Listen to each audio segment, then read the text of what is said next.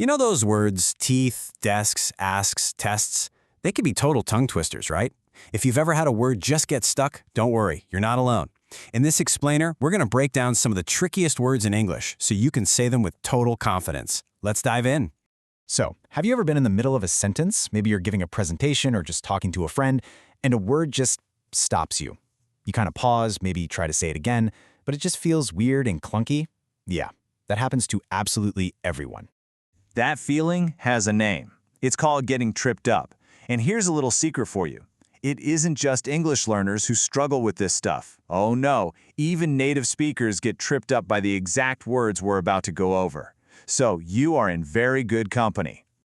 Today, we're going to turn that stumbling into striding. We've got a really clear roadmap to help you finally master these tricky sounds.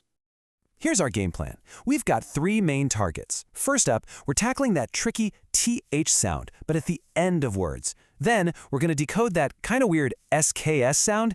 And finally, we'll conquer the toughest of them all, the STS combo. You ready? Okay, let's start with the TH sound.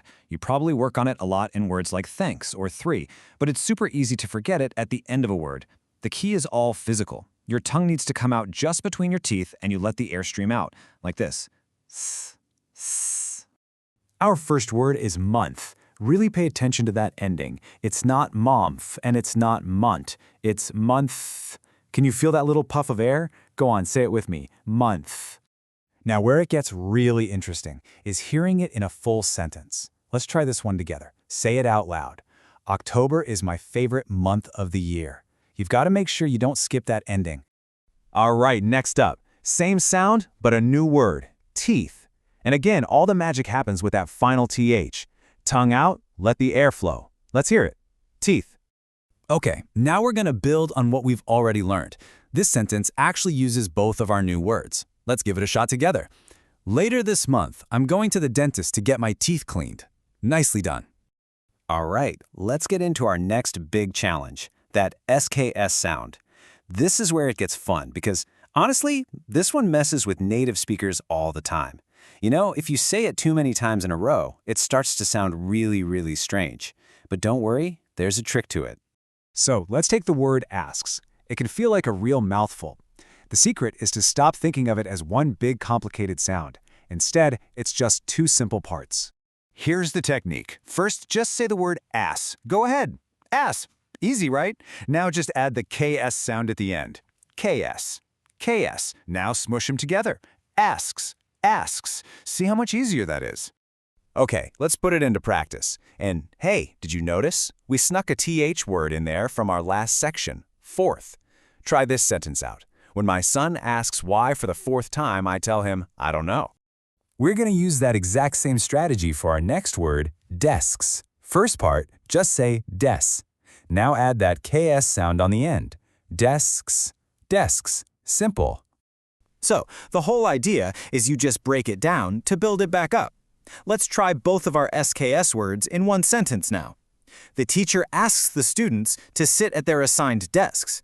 You're really getting the hang of this. And now for the final boss. This category takes everything we just learned and, yeah, it cranks up the difficulty just a notch. The SDS combo is even tougher than SKS, all because of that hard T sound stuck right in the middle. But you know what? We're ready for it. Let's look at the word tests. The technique is pretty much the same. First, just say tests. Now for that ending, TS. Your tongue has to do this little tap for the T right before the hissing S sound. TS. Now put them together. Tests, tests, tests. Okay, let's try a sentence that combines our last 2 sections. Can you actually feel the difference in your mouth between the STS in tests and the SKS in risks? Let's say it.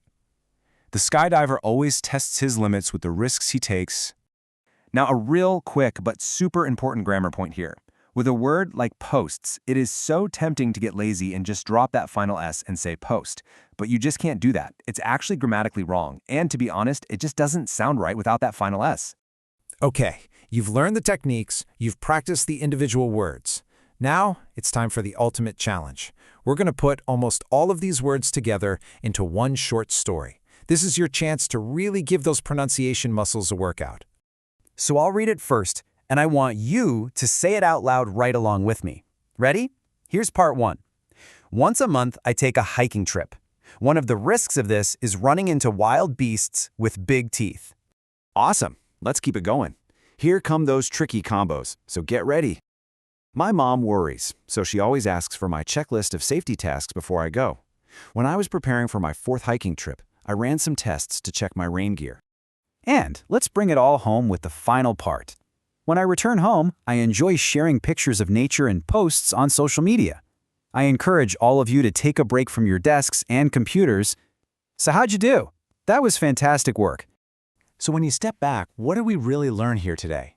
Well, it's that these words that trip us up the most, they're not impossible. They're just little puzzles, and by breaking them down into smaller, manageable sounds, we can solve them. And you know, this isn't just about pronunciation, it's about communication. Real clarity comes from just taking the time to understand all the little pieces. So what communication puzzle are you going to solve next?